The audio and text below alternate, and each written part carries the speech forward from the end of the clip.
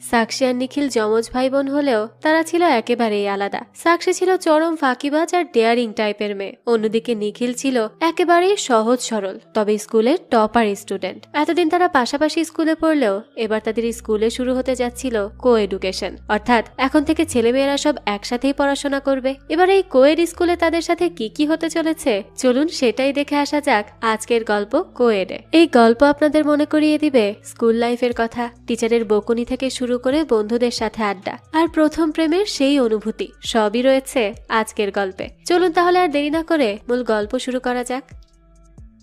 শুরুতে আমরা একটা বয়েজ স্কুল দেখতে পাই। দেখা যায় স্কুলের একজন পিয়ন একটা নোটিশ ছেপে সেটা প্রিন্সিপালের কাছে নিয়ে যায়। প্রিন্সিপাল সেই নোটিশটা হাতে নিয়েই সামনে একজনকে দেখায়। লোকটা সেই নোটিশটা পড়ে আর জানায় সবকিছু ঠিক আছে। তারপরে প্রিন্সিপাল সেই নোটিশ আবারও পিয়নের কাছে দেয় আর বলে এটা নোটিশ বোর্ডে লাগিয়ে দাও। পিয়নও তখন সেই কাগজটা নিয়ে সেখান থেকে চলে যায়। তো এখানে কি লেখা আছে তা তো আমরা পরবর্তীতেই জানতে পারবো। এখান থেকে দৃশ্য চলে যায় বয়েজ স্কুল বাসে। বাস থামলে সেখান থেকে সব ছেলেরা নামতে থাকে। তখনই আমরা সেখানে নিখিল আর পাঙ্কাজ নামের দুজন ছেলেকে দেখি। এই নিখিল হলো অনেক চুপচাপ আর সাদা সিধা একজন ছেলে, তবে তার বন্ধু পাঙ্কাজ ছিল অনেক বেশি চঞ্চল। সে সবসময় কিছু না কিছু করতেই থাকতো। তো তারা বাস থেকে নামলেই পাঙ্কাজ তার হাতে একটা রুটি নিয়ে নিখিলকে জিজ্ঞেস করে যে সে কি খাবে।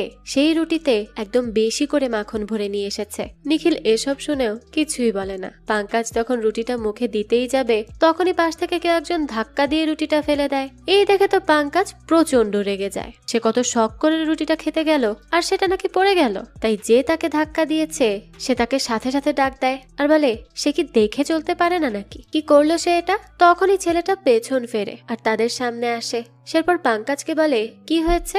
পাঙ্কাজ এখানে ছেলেটিকে দেখে চিনতে পারে। এই ছেলেটির নাম হলো বিক্রান্ত।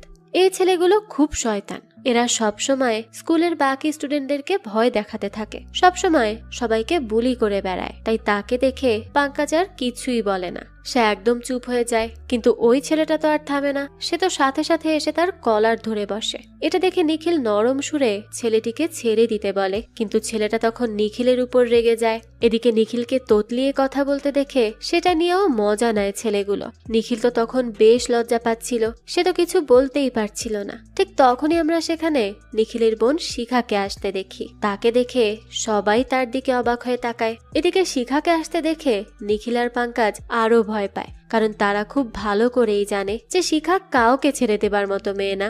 আর সে যদি কোনোভাবে শুনতে পায় যে কেউ নিখিলকে কিছু বলেছে তাহলে তো সে ঝামেলা করেই ছাড়বে, তাকে কেউ আটকাতে পারবে না। দেখা যায় শিখা তাদের সামনে এসেই নিখিলকে বলতে থাকে কি হয়েছে ছোটু। তো নিখিলকে এভাবে